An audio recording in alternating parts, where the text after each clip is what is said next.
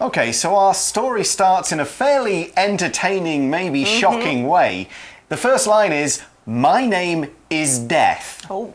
And I'd like to tell you a story about a book thief." Now, I'm already interested in this story. Exactly. What a great opening. Now here, Death is actually a character. He's kind of like a person. And he is the narrator of this story. He's telling the reader what he has seen, what he has experienced. So it's a device that this author uses in his book to kind of give a perspective on the story.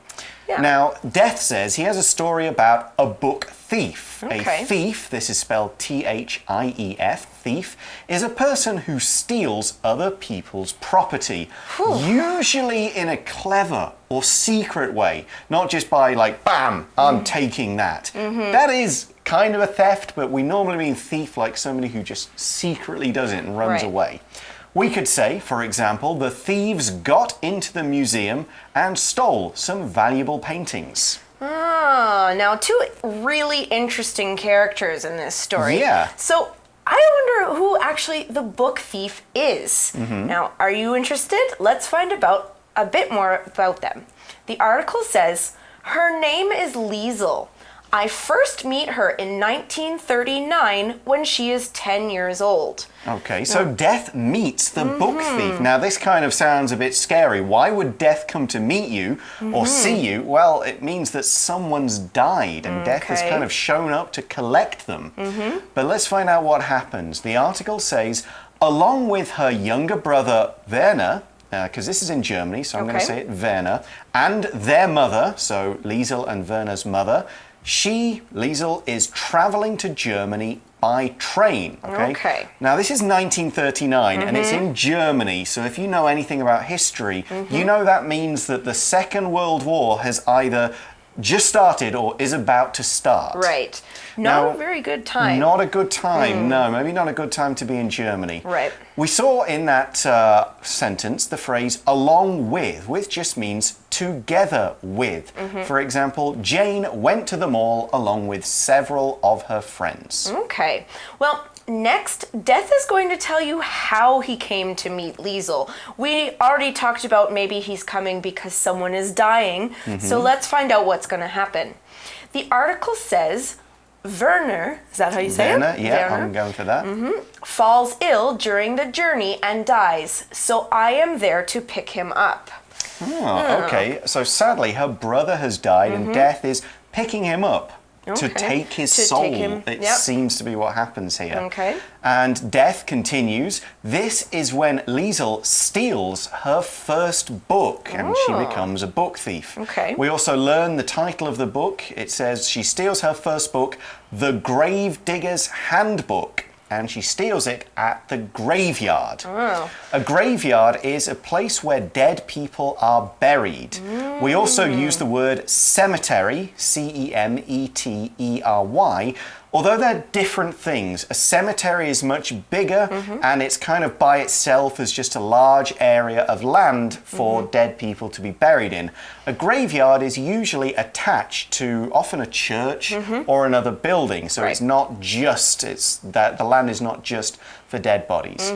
Here's a sentence. I'm too scared to walk through the church graveyard at night. Now, when I was a kid, I was definitely too afraid to walk through the graveyard. I had one of these. You could go the quick way around the church or the long way. I would never go the long way. And a grave digger, she steals the grave digger's handbook, is just someone who digs the graves and puts the bodies in there and covers them up afterwards. So a handbook is kind of like an instruction book to tell him how to do it. Right.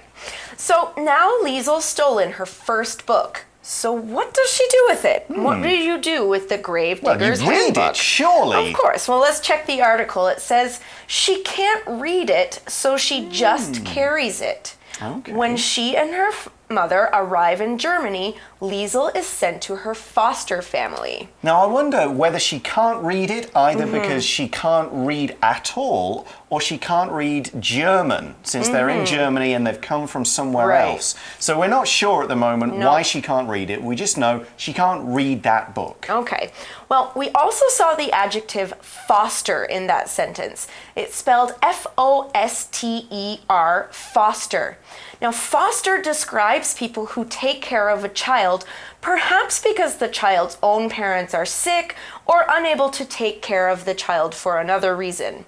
Now, it's related to the verb foster, spelled the same way, which means to take care of a child for a certain period of time. So we've learned here that her mother has disappeared. Yep, she's not around. Yeah, her brother has died. Poor guy. Okay, and so she's living with a foster mother. So we could also say foster brothers, foster father, foster sisters. Foster family. Yeah, those people. So make sure you remember this is different from step family, which is when your father or mother marries again and you kind of have some new sort of brothers and sisters. Right. Foster brothers are different ones, different kind of situation. Yes. Now we could use another example sentence like this. Christopher's foster mother is a very kind woman, so he enjoys living with her. I mean, I guess if you were going to foster a child, you are going to be a kind person who wants to help. I hope so, yeah. Okay, so let's return to the article. Liesl is now living with her foster mother and the foster family. The article says, there, Liesl becomes best friends with her neighbor, Rudy. Okay. Which is pretty cool. She's got friends. She got a probably friend needs already. them. Yeah. So Rudy's actually a really great friend. He's going to help Liesl because he finds out she can't read this book that she stole. And so the article says Rudy teaches her the alphabet and they start reading the book she stole. Okay, so maybe this means she has never learned to read at all because there probably there's not many different alphabets in the world, and if Liesl is from Europe, pretty much the same alphabet is used all over. Okay, so let's learn a little bit about this word alphabet. It's spelled A-L-P-H-A-B-E-T, alphabet, and it's a noun. That PH in the middle is pronounced like an F. Now, an alphabet is a set of letters in a particular order. It's used to write a language. For example, the English alphabet has 26 letters, and it's always in the same order, starting with A, B, C. Okay, what's that? D, right, sure. All right, now we can use an alphabet in a sentence like this. The students are studying the alphabet in class. Right now, they're learning the letter H. They must be pretty young kids, to be fair. Yeah. Okay, so Rudy is teaching Liesl how to read the alphabet and how to put the letters together to form words. Together, they're reading the Gravedigger's Handbook. But that's not all they're doing. The article goes on to say, together, they attend a book-burning festival held to celebrate Hitler's birthday.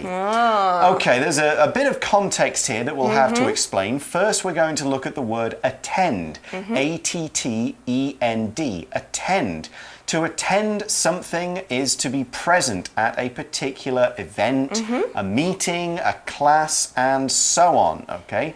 So we could say everyone in this department has to attend the meeting this afternoon. You've got to go. It's important. Okay. And they are going to a book burning festival. Right. Now, not a book festival to read it. No. They burn them. They're going to put them in a big fire. Now. Yeah. Why does this happen? Oh, that seems really bad to me. It is. But back then in Germany, they were celebrating something by burning these books. They were indeed. Yeah, now let's look at the word celebrate. It's spelled C-E-L-E-B-R-A-T-E, celebrate. That C, again, sounds like a different letter. It sounds like an S. And it means to do something enjoyable to show that an event or occasion, such as a holiday, is special.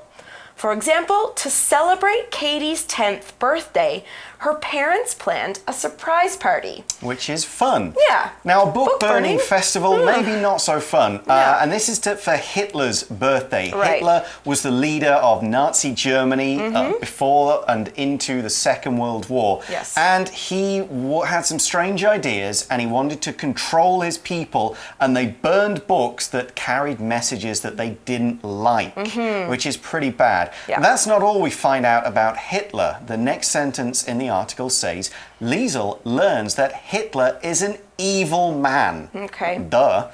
Who wants to kill all Jews and communists. Okay, so he doesn't just want to burn books, he wants people to die. Right. Now, a Jew is a person who follows Judaism, which is a set of religious beliefs that date back to before Christianity.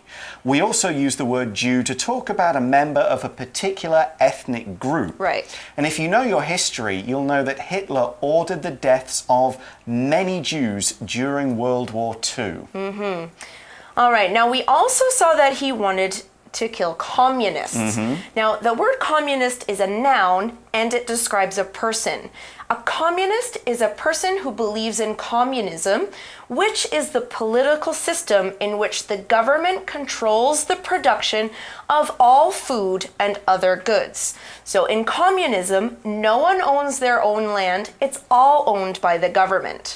Another example, we could say communists took power in China in 1949. Okay, so Liesel blames Hitler for her family's disappearance and decides he is her enemy. Well, that kind of makes sense. Blame, B-L-A-M-E, blame is to feel or to say that someone is responsible for something bad or wrong, particularly something that affects you. Right. For example, the manager made the mistake, but he blamed one of his employees. Not very nice. Now we saw the noun enemy here, spelled E-N-E-M-Y, enemy. An enemy is someone who disagrees with you or doesn't like you and tries to harm you in some way.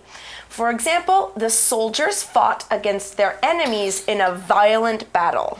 Okay, so Liesel is saying, well, Hitler, you obviously don't like a lot of people. It must be your fault that my family's gone, my mother's disappeared. So she's not feeling particularly happy with Hitler and his government. We're going to find out more about where this leads her tomorrow, but for now it's time for today's For You chat question. Great.